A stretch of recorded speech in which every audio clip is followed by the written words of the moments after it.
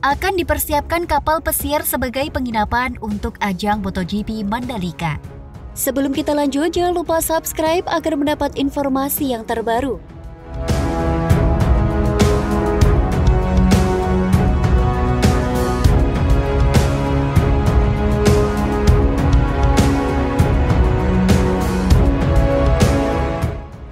Dalam rangka mengantisipasi kekurangan akomodasi penginapan pada ajang MotoGP di sirkuit Mandalika, pemerintah pusat akan menyiapkan kapal pesiar sebagai tempat penginapan bagi wisatawan. Bupati Lombok Tengah, Nusa Tenggara Barat, Haji Lalu Patul Bahari menyatakan kapal pesiar yang akan didatangkan itu nantinya memiliki kapasitas 2.000 orang. Hal itu untuk menjawab kekurangan akomodasi penginapan di Lombok.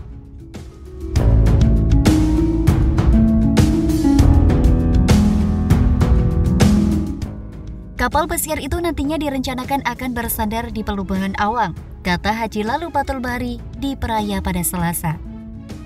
Selain itu juga, pemerintah pusat juga akan menyiapkan kapal cepat untuk penyeberangan Bali Lombok, guna mempermudah akses masuk penonton yang menginap di luar Lombok.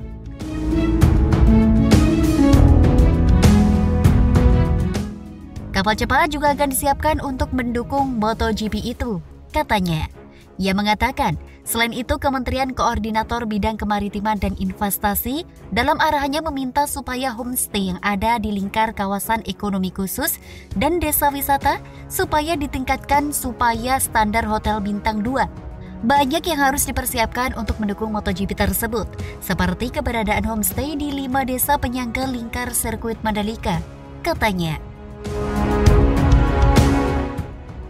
Untuk diketahui, sirkuit Mandalika akan menjadi tuan rumah ajang balap MotoGP bulan Maret 2022 dengan jumlah penonton yang diprediksi akan datang itu mencapai 150.000 wisatawan. Sedangkan jumlah akomodasi penginapan di Nusa Tenggara Barat mencapai hanya 16.000 kamar, sehingga wisatawan yang ada datang itu diprediksi menginap di luar Lombok.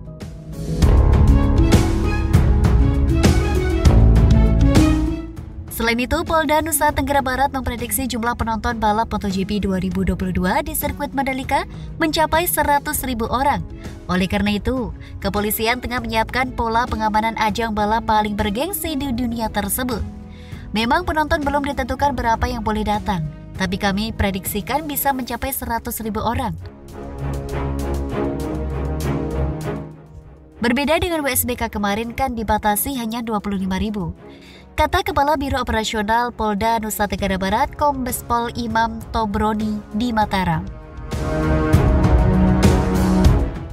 Dengan prediksi jumlah penonton 4 kali lipat dari ajang WSBK pada November lalu, Imam memastikan akan ada perubahan pola pengamanan yang lebih intensif. Kalau WSBK kemarin kami mengerahkan 2.700 personil, nanti untuk MotoGP bertambah, mungkin sebanyak 3.000, ujarnya.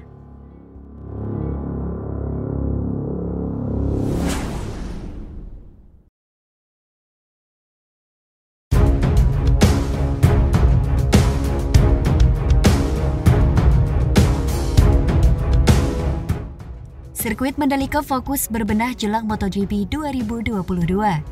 Sebelum kita lanjut, jangan lupa subscribe agar mendapat informasi yang terbaru.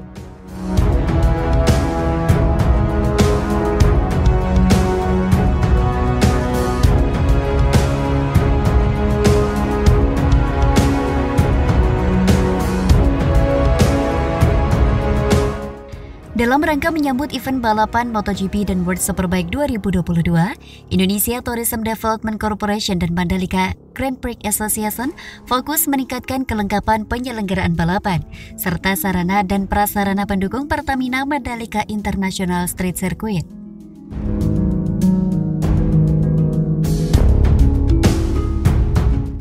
Peningkatan kelengkapan penyelenggaraan balapan di Pertamina Mandalika International Street Circuit diperlukan khususnya untuk memenuhi syarat homologasi penyelenggaraan event MotoGP. Syarat dan ketentuan penilaian homologasi tersebut berdasarkan Federation International de Motorcyclism Guidelines, diantaranya adalah alat pelindung tambahan, marka lintasan, daerah ambang, lapisan kerikil, pembatas ban, rambu belok, lampu start, sumbu pit lane, grid start, tiang bendera marshal, panel lampu dan perlengkapannya, lintasan pos dan peralatan marshal, pemeliharaan trek, sistem saluran air, serta zona penalti.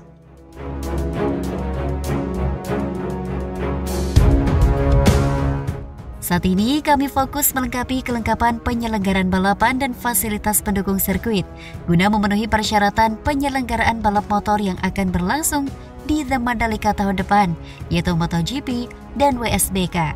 Ucap Vice CEO MGPA Cahyadi Wanda pada Rabu 22 Desember 2021.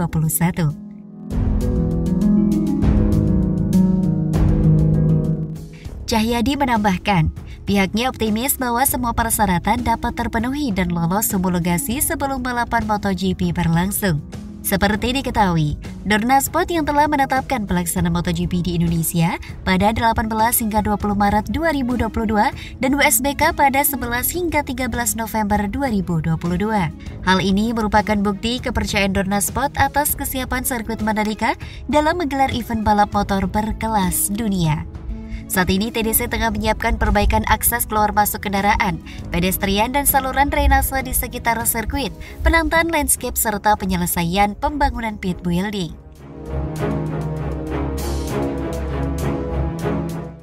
Di samping itu juga akan dibangun tambahan grandstand di 11 titik yang mengelilingi sirkuit untuk kenyamanan penonton. Penambahan grandstand ini diperlukan sebagai antisipasi jumlah penonton MotoGP yang diperkirakan akan lebih banyak daripada WSBK. Seluruh pekerjaan ini ditargetkan akan selesai pada awal Maret 2022. Guna memenuhi kelengkapan ini, ITDC Group telah berkoordinasi secara intensif dengan sejumlah pihak, yaitu Ikatan Motor Indonesia, Dorna Sport, dan FIM.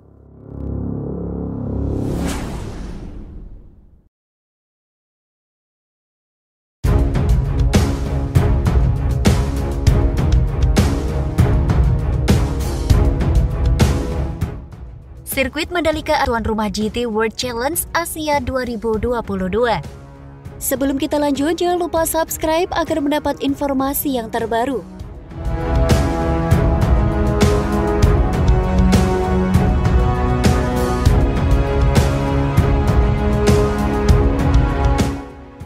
Mulai musim depan, Pertamina Mandalika International Street Circuit Lombok akan menjadi tuan rumah dari banyak kejuaraan balap bertaraf internasional. Selain World Superbike dan MotoGP, sirkuit Mandalika belum lama ini dikabarkan masuk kalender GT World Challenge Asia 2022.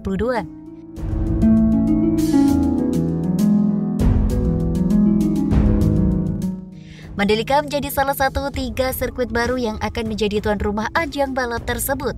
2 sirkuit lainnya adalah Sugo dan Okayama. GT World Challenge Asia 2022 akan dimulai di sirkuit Sepang, Malaysia pada 20 hingga 22 Mei. Setelah itu dilanjutkan dengan sirkuit Suzuka, Jepang pada 15 hingga 17 Juli.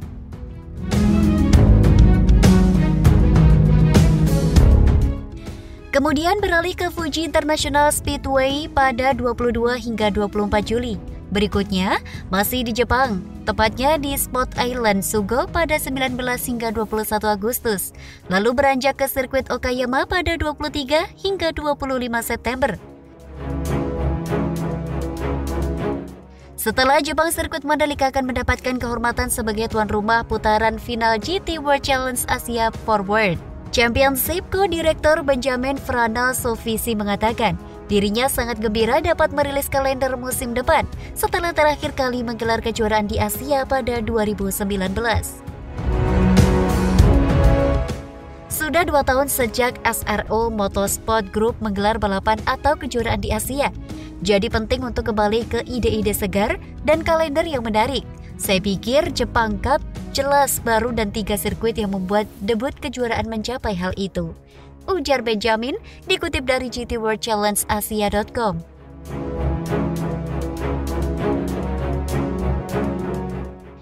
Benjamin menambahkan, sirkuit seperti Sugo dan Okayama yang menambahkan tingkat kegembiraan, prestis dan misteri ke kalender dengan caranya sendiri, terlepas dari elemen Jepang Cup yang diperkenalkan.